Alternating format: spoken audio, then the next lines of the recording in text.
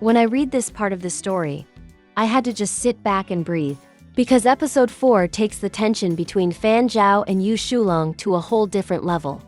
It's the kind of episode where you don't just watch the scene, you feel it. The pressure, the silence, the heat under the surface. It's like the whole room is about to explode, but both men are pretending everything is fine. And then suddenly, nothing is fine anymore. The scene starts off quiet. It's just the two of them talking well, teasing really. Shulang gives Fan Zhao this sideways look, the kind that cuts right through someone without even trying, and he asks him if he's about to cry. He even laughs a little, calling him out for acting like some soft, delicate maiden. It's playful, but there's an edge to it. Like he's testing how far he can push Fan Zhao. And then he mentions something I think even Fan Zhao didn't expect to hear aloud. What the office girls say about him. Apparently, they see him as this cold, calculating male lead, someone who brings disaster to anyone who gets too close. It's dramatic, but honestly, in that office environment, it makes sense they'd think that. Fan Zhao always projects that unreadable, icy persona. But then Shulang looks closer, leans in, actually, and says that if the girls knew what he was really like, they'd be shocked. Childish, clingy, eyes turning red at the smallest thing. What gets me is that this is the first time Shulang actually closes the distance himself. He walks right into Fan Zhao's personal space and looks at him with this soft, starry brightness in his eyes. And Fan Zhao? That man freezes. He's stunned. His voice drops, soft and low, and for the first time, he asks a question that actually reveals what he cares about. Not what anyone else thinks, but what Shulang thinks. But of course, Shulang dodges. He laughs it off, downs his wine like it's nothing, and says he just wants to sleep. It's such a classic Shulang move, casual, light, pretending nothing affects him. He walks to the guest room, but right before he goes in, he turns back. And his eyes have this strange warmth, this softness that wasn't there before. He tells Fan Zhao, "If you need anything at night, call me." This tiny moment is so important, because everything that follows happens because of this one line. Later, when he tries to sleep, he can't.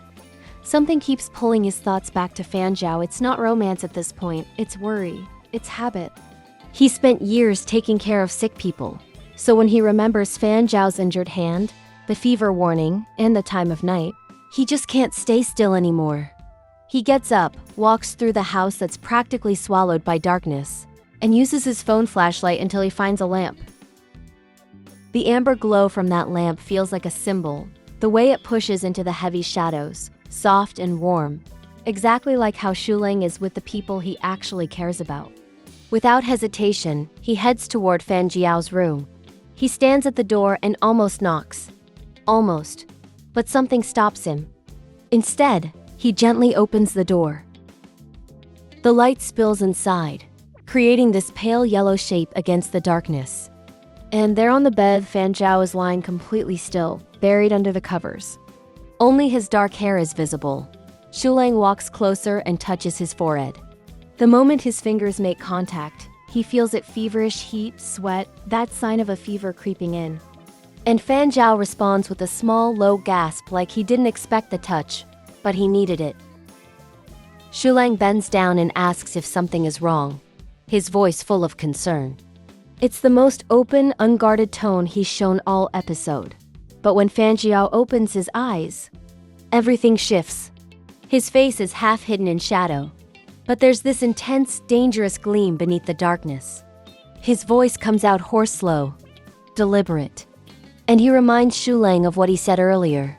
"Didn't you say I could ask for help?" This is the moment the atmosphere changes. Everything becomes charged. The room feels too small. Shulang senses something, danger, maybe desire, maybe both, and tries to pull his hand away.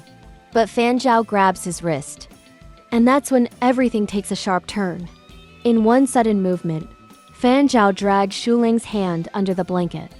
His palm brushes down Fan Zhao's chest, then his waist, lower, lower until it stops at a place that makes everything snap.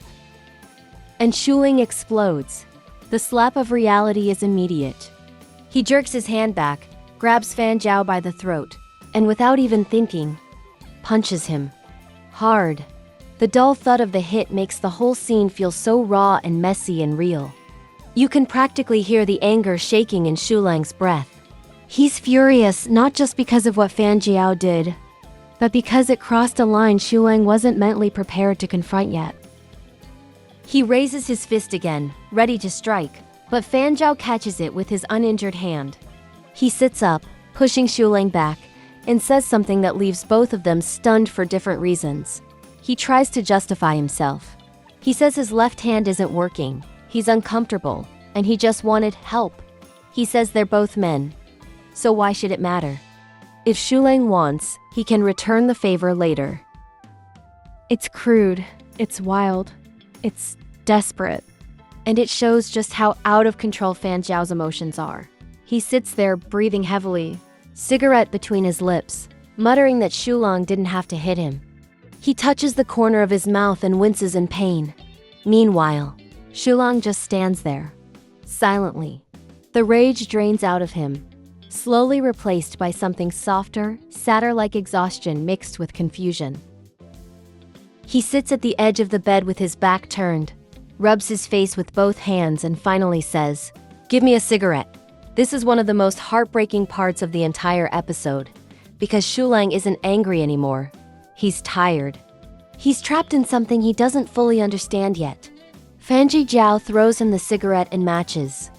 Shulang lights up, takes a long drag, and in the quiet darkness, he finally speaks the truth he's been hiding. "Fan Zhao, me gay. I can't play this kind of straight man game with you."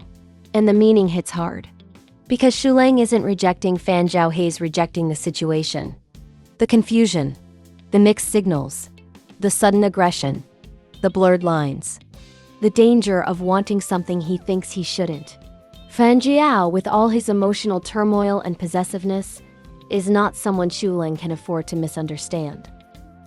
And Shulang, with all his discipline and restraint, is not someone who can tolerate emotional games. So this moment, this quiet, painful confession, changes everything. It strips away the teasing, the banter, the surface-level tension. Suddenly, the two men are standing at the edge of something real. Something that could destroy them or pull them together in ways neither of them is prepared for. Episode 4 hits so hard. It's not just physical tension, it's emotional danger. It's the moment where desire turns into conflict, where vulnerability becomes a weapon, and where both characters confront something they've been avoiding for far too long. And the wildest part? This is only the beginning. The fallout from this scene is going to simmer and twist through the next episode like a storm waiting to break. Because once a line like that is crossed, neither of them can pretend anymore. And that's where episode 4 spoiler leaves us messy, intense, and absolutely impossible to look away from. If you're just as shocked and obsessed as I am, make sure you hit that like button, drop a comment with your thoughts, and subscribe so you don't miss the next spoiler breakdown. Trust me, it only gets crazier from here.